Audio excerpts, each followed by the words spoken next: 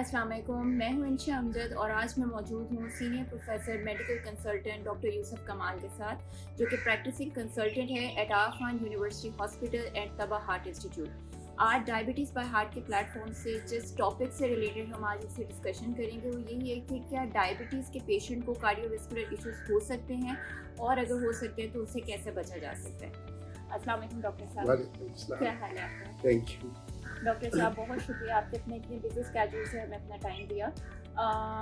जैसे कि आज का हमारा टॉपिक है, तो मेरा फर्स्ट क्वेश्चन आपको यही है कि क्या डायबिटिक पेशेंट को कार्डियोवैस्कुलर कॉम्प्लिकेशंस इन फ्यूचर हो सकती हैं, और अगर हो सकती हैं तो इससे कैसे बचा जा सकता है। हम ख़ुसूसन आज टाइप 2 डायबिटीज़ की बात करते हैं।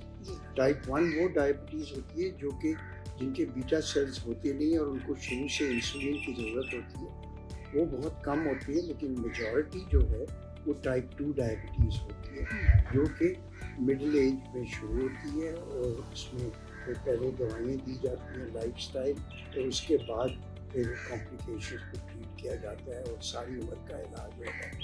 तो टाइप 2 की आज बात करेंगे कि टाइप 2 में कार्डियोवैस्कुलर डिजीज़ का इंसिडेंस क्या होता है। इसमें मैं एक चीज़ आपको बताऊं कि जो डायबिटिक्स होती है तो ये risk of heart disease is 3 times that of a normal population, 3 times। And why?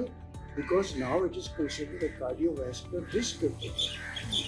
वो इसलिए कि हर 8 सेकंड के बाद एक आदमी को स्ट्रोक हो रही है, डायबिटिक को, एक को हार्ट अटैक हो रहा है, हार्ट फेलियर हो रहे हैं, उनको मायोकार्डियल इंफार्क्शन हो रही है 2 सेकंड। तो दैट मीन्स कि that is a major complication of diabetes. तो बाज़ लोग तो कहते हैं कि ये एक्चुअली हार्ट डिजीज है, उसका मार्कर सिर्फ शुगर है, इस हद तक कहते हैं। तो अगर इस लिहाज से हम देखें तो अगर आप डायबिटीज़ की पैथोलॉजी देखें तो शुरू कैसे होती है। आपको पता है कि टाइप 2 डायबिटीज़ डायग्नोज होती है अगर 100 मिलीग्राम से फास्टिंग शुगर ज़्यादा हो, और 125 तक वो प्री डायबिटिक कहलाती है। आपको पता है कि 100 मिलीग्राम में क्यों हम डायग्नोज करते हैं, 95 में क्यों नहीं करते, 105 में क्यों नहीं करते। It is at 100 milligram that आप डिटेक्ट करते हैं रेटिना में कि आपकी वेसल्स डिजीज हो, तब डायबिटीज डेवलप नहीं हुई होती। तो 125 तक भी डायबिटीज पूरी डेवलप नहीं होती, लेकिन माइक्रो एंड मैक्रोवैस्कुलर कॉम्प्लिकेशन शुरू हो गई। और आजकल जो डायबिटीज का हम इतनी देर से इलाज कर रहे हैं वो शुगर का कंट्रोल कर रहे हैं, लेकिन कार्डियोवैस्कुलर की तरफ किसी का ध्यान नहीं गया। और गया भी है तो कोलेस्ट्रॉल की मेडिसिन दी या एस्पिरिन दे दी इस तरह, लेकिन प्राइमरीली शुगर को कंट्रोल।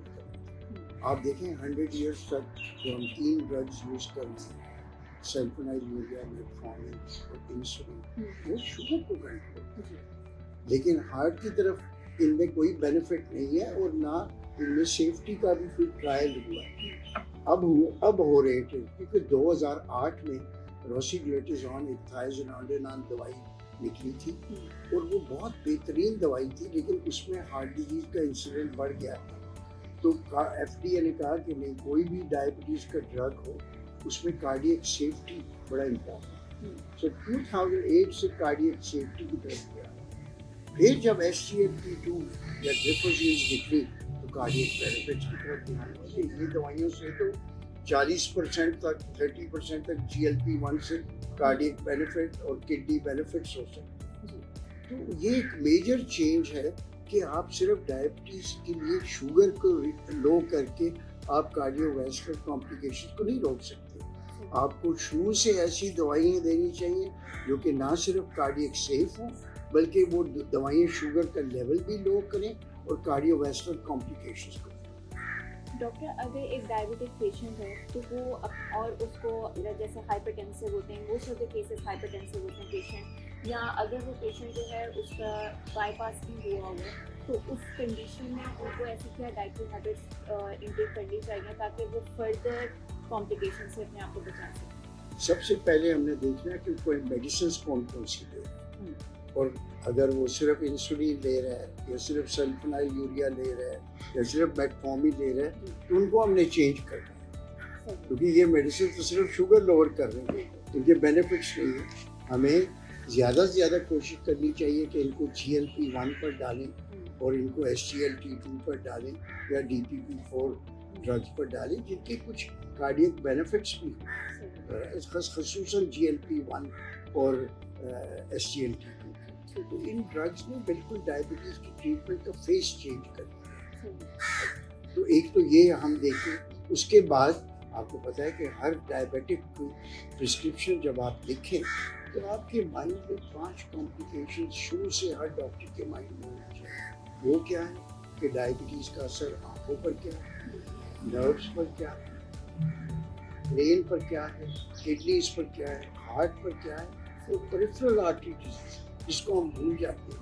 वो 3 पॉइंट मेज में पेरिफेरल आर्टरी का जिक्र भी नहीं, लेकिन कितने लोगों को गैंग्रीन हो जाती है उनको पता ही नहीं होता, वो भी डायबिटिक होती है। तो इन सब चीज़ों की रोकथाम भी हमारे लिए इम्पोर्टेंट है कि उसी प्रिस्क्रिप्शन से जिस दिन डायबिटीज डायग्नोज हो हम ऐसे ड्रग्स यूज़ करें जो कि सिर्फ कार्डियक सेफ नहीं है बल्कि जिनके बेनिफिट है, और उसके साथ साथ हम ऐसी दवाइयाँ भी दें जो कि इन 5-6 कॉम्प्लिकेशन को रोकें। जैसे आप कोलेस्ट्रॉल लेवल के लिए आपने स्टैटिन देनी है, अगर इंडिकेटेड है आपकी कार्डियक रिस्क स्कोरिंग ज़्यादा है तो आपने उनको एस्कार्ड या क्लोपिडोग्रिल एंटीकोएगुलेंट्स एंटीप्लेटलेट फैक्टर्स देने हैं, आपने उनको विटामिन डी देनी है, आपने उनको जिंक देनी है, आपको निकोबाल बी कॉम्प्लेक्स और विटामिन देनी है नर्व्स की ताकत। और इसके साथ साथ सबसे इम्पोर्टेंट चीज़ तो लाइफस्टाइल चेंज, उसके बगैर तो कुछ हो ही नहीं सकता। You can not really treat cardiac disease जब तक कि मरीज लाइफस्टाइल अपना चाहिए। लाइफस्टाइल में most important is weight and exercise. Weight and exercise को अगर आप नहीं कंट्रोल करें तो आप किसी भी डिजीज को कंट्रोल करें, फिर तो आप सिर्फ फार्माकोलॉजी से कर रहे हैं ना, लेकिन उसके बाकी बेनिफिट्स आपको कोई नहीं देगा। एट द एंड आप अपने पेशेंट्स को क्या रिकमेंड करेंगे, क्या टिप्स एंड गाइडलाइन उनको देंगे? गाइडलाइन में सबसे पहले लाइफस्टाइल। लाइफस्टाइल में हम देखें, एक तो खाने पीने के टाइमिंग्स, हम थोड़ा नाश्ता करते हैं फिर लेट लंच और दबा के खा के सो जाते हैं। जितनी शादियाँ ब्याह होते हैं 11-12 बजे खाना मिलता है, उसके बाद कोई एक्सरसाइज नहीं, तो जितने भी कैलोरीज हैं वो सब फैट्स में स्टोरेज में जमा होती है। तो पहले टाइमिंग्स को हमने तब्दील करना है। नाश्ता जो है सबसे बेस्ट मील होना चाहिए, उसके बाद लेट लंच, और रात को हमें कोशिश करनी चाहिए कार्बोहाइड्रेट्स ना खाएं, कम से कम रिफाइंड कार्बोहाइड्रेट। रात को हम सूप में, सैलड में, टिक्काज में, फ्रूट में अंग्रेज खाते हैं, आदत की बात है। हम स्टार्ट ही करते हैं चावल और रोटी, तो प्योर कार्बोहाइड्रेट। और दूसरा भी लाइफस्टाइल में हमें ये जो ऑब्सेस्ड है ना सॉफ्ट ड्रिंक्स, हम समझते हैं कि डाइट ड्रिंक्स में हम सेफ हैं।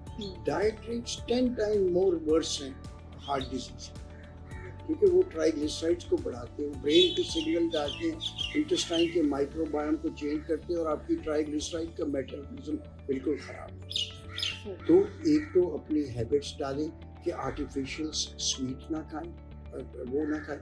फिर हम ऐसा करें कि अगर स्वीट लेनी भी है तो आप नेचुरल स्वीट कर दें, स्टीविया, ट्रूविया जो प्लांट शुगर से। और अपना लाइफस्टाइल चेंज में एक्सरसाइज कम से कम, अगर कोई फॉर्मल एक्सरसाइज नहीं भी कर सकता तो अब हर एक के पास मोबाइल फ़ोन है, 4000 स्टेप्स तो ले सकते हैं ना, वो ले। Otherwise 15 minutes at least 4-5 times a week इतना तो कर सकते हैं।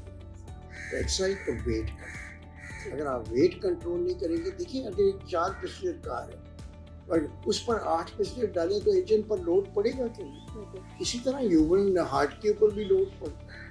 जितना आपका वेट ज़्यादा होगा हार्ट को वर्कलोड ज़्यादा है, वो जल्दी खराब होगा। तो ये सबसे पहले, उसके बाद आपने वो ड्रग्स यूज़ करने जो कि कार्डियक सेफ भी हो और कार्डियक बेनिफिट्स भी हो शुरू से, अगर अफोर्डेबिलिटी की प्रॉब्लम नहीं। देखिए हमारे मुल्क में अफोर्डेबिलिटी की भी प्रॉब्लम है, तो कुछ सेक्शन में आपको पता है हर आदमी जो है वो GLP-1 नहीं यूज़ कर सकता, और SGLT2 ऐसे ड्रग्स हैं जो कि वेट भी कम करते हैं, तो वो थिन लोगों को आप नहीं दे सकते, उनमें आपको इंसुलिन देनी पड़ेगी। सो हर पेशेंट डिफरेंट होता है।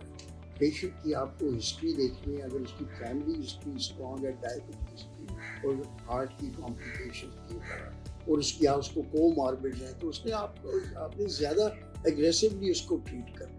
तो फिर आपने 5 कॉम्प्लिकेशंस या 6 कॉम्प्लिकेशंस की जो मेडिसिन है वो भी राइट फ्रॉम द बिगिनिंग आपने स्टार्ट किया। देखिए चाइनीज फिजिशियन था, उसने 2500 साल पहले कहा कि 3 किस्म के फिजिशियन होते हैं। एक वो फिजिशियन जो कि फुल ब्लोन डिजीज को ट्रीट करते हैं, एक होते हैं जैसे कि आया ब्लड शुगर चेक की ठीक है, लेकिन सुपीरियर फिजिशियन वो हैं वो not only control the disease but prevent complication. तो ये एक मैसेज है कि हमें डायबिटीज के मसले में लाइफस्टाइल पर तवज्जो देनी चाहिए, वो ड्रग्स यूज़ करें जो कि कार्डियक बेनिफिट्स भी करें, और कोशिश करें कि हम ऐसे ड्रग्स यूज़ करें जो कि अफोर्डेबल हैं।